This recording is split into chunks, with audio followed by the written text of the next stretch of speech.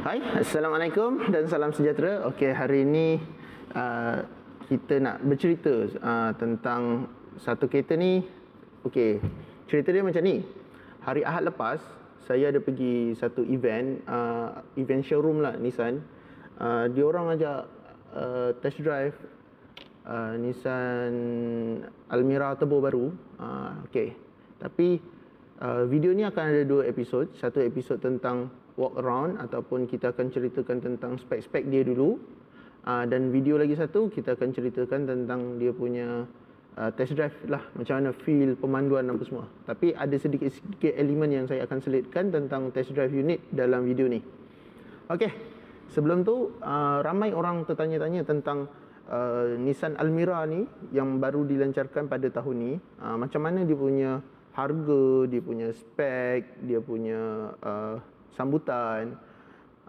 Tapi zahirnya saya agak terkejut sebabnya diorang kira buat letu lah, ataupun diorang daripada satu outlet ke outlet lain membawa unit test drive untuk dipakai untuk customer ataupun pelanggan uji cuba kereta tu sendiri macam mana.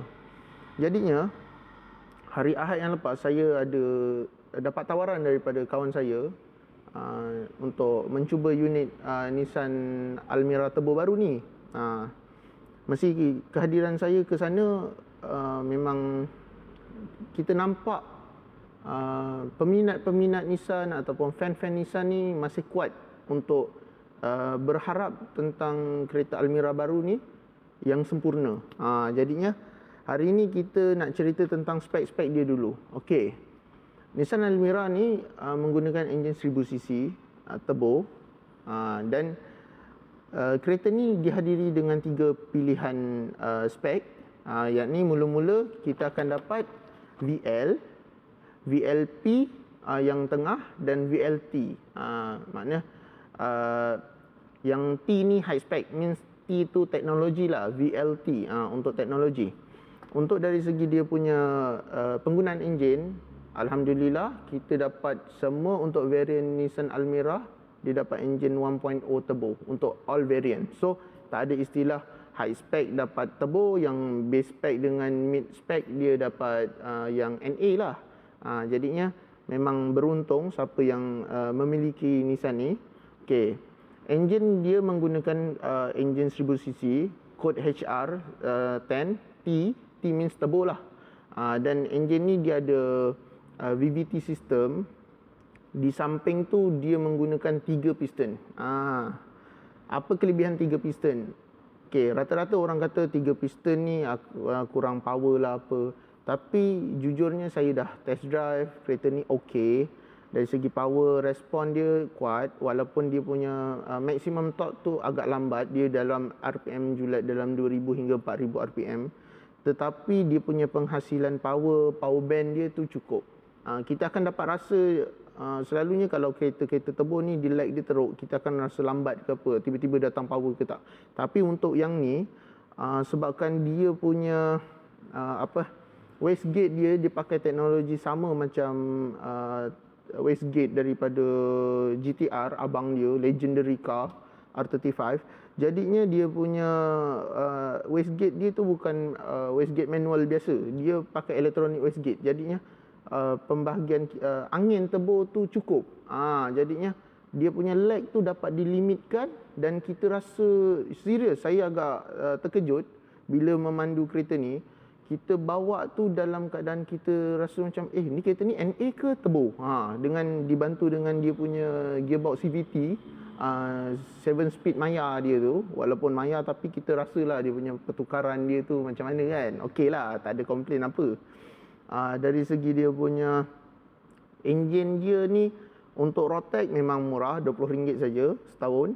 So dia punya enjin dia, kalau kita tengok dia punya platform enjin dia, dia punya bore dengan stroke dia 72.2 mm bore dia, stroke dia 81.3 mm. So dekat sini kita dapat tahu yang enjin dia ni adalah enjin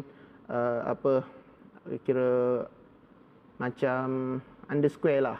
Maknanya enjin dia stroke panjang, bore pendek. Jadinya enjin ni lebih pada tot lah. Mostly enjin ni memang untuk tot, sebabnya kereta B segment ni pun biasa kita guna dekat bandar kan. Macam kereta-kereta contoh macam ni lah Almera, City, Vios, Mazda 2, semua kita akan use dalam bandar kan. Jadinya bila kereta kecil-kecil macam ni, segmen A dan segmen B ni, mostly kita akan pakai dalam bandar, kita nak perlukan pickup saja untuk kita bergerak. Jadi memang dia punya stroke dia lebih panjang lah. Jadinya kita akan rasa dia punya tot dia tu sebenarnya yang dikejar. Kereta ni nak datang jimat minyak untuk penggunaan harian ni adalah tot. Bukan kita hari-hari untuk main top speed dekat highway ke apa. Jadinya untuk kereta ni cukup bagus dan dia punya tangki dia pun okey, 35 liter, dan dia punya range jalan dia dalam 15 ke 18 km lah. Macam tu. Dan dia semua ada cacatan lah, maknanya bila kita matikan enjin dia akan naik berapa km kita dah jalan apa semua. Memang okey lah pada saya, tak ada masalah. Cumanya dari segi berat dia ada perbezaan daripada VL version, VLP dan VLT. Okey. Yang paling base berat kosong dia 1090 kilo. Yang kedua VLP tu dia dalam 1112 kilo gitu lah. Dan yang paling berat VLT, tambah 2 kilo saja, dia baru 1114 kilo. So dari segi apa yang kita dengar, dia punya berat apa semua, kita dapat rasa yang kereta ni dari segi penggunaan besi dia lebih padu dan berat. Jadinya untuk safety features dia bagus. Dia pun dapat 6 airbag dan dia punya besi pun besi tekanan tinggi. Jadi dari segi orang kata kereta Jepun ni biasa kereta tin Milo lah apalah, tapi yang ni okey sebabnya dia dah pakai besi baru, platform baru, enjin baru. So totally memang betul-betul new lah, bukan macam dia ubah masuk enjin lain, body yang sama, tak. Ni Almera baru 1.0 turbo ni memang betul-betul satu kereta yang dilahirkan semula. Dia boleh dikatakan macam tu lah. Jadinya kalau kita tengok dia punya dia punya penggunaan tayar. Penggunaan tayar ada dua. Kalau yang ambil base spec, kita akan dapat saiz 15 inci saja. Tetapi kalau kita ambil yang mid dan high specnya, kita akan dapat saiz 16 inci 2 ton. So dekat situ dia punya rasa dia, siapa yang untuk kejar kepada comfort, memang dia akan fikir ke 15 lah, sebabnya 15 tayar lebih posture tayar tu lebih tebal, jadinya bumping tu lebih lembut. Dan saiz 16 dia akan tebal dan dia akan ketat sikit. Tu biasa, normal. Dan dia punya tayar spare dia akan dapat saiz 15 juga untuk semua variant, tak ada masalah. Okey, dari segi kamera, kalau untuk yang variant ni untuk entertainment lah cerita. Kalau yang base spec-nya, entertainment dia memang tak ada rear camera reverse, rear view punya.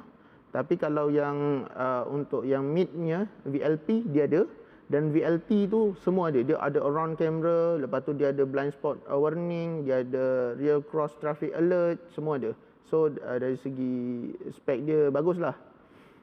Dari segi dia punya airbag. Okey, airbag ni ada lebih dan dia ada pembahagian. Maknanya kalau yang kita ambil yang base spec memang akan dapat 2 airbag, tapi kalau kita ambil yang mid dan high spec, kita akan dapat 6 airbag. So better ambil yang mid dan high spec lah. Kita dekat situ akan dapat 6 airbag lah.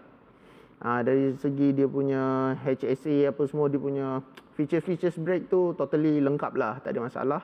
Dari segi lampu pula, lampu ni ada dua pilihan.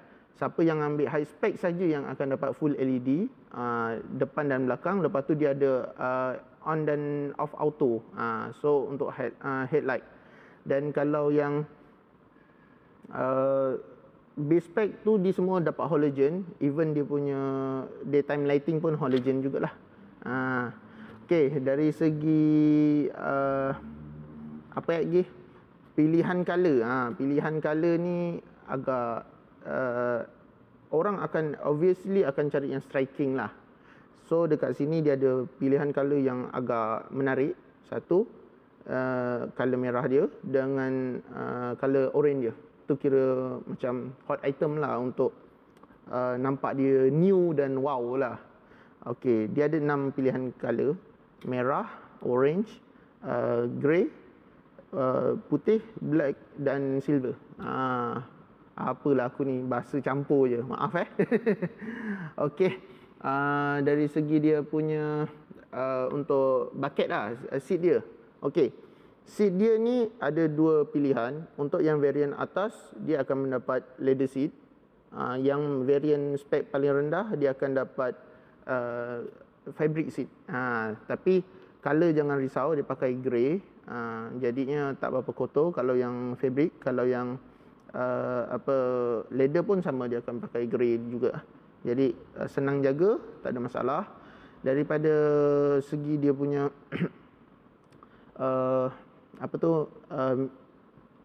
entertainment, kalau yang spek rendah dia cuma dapat radio biasa yang boleh cucuk FM dengan AUX tu lah, dengan Bluetooth.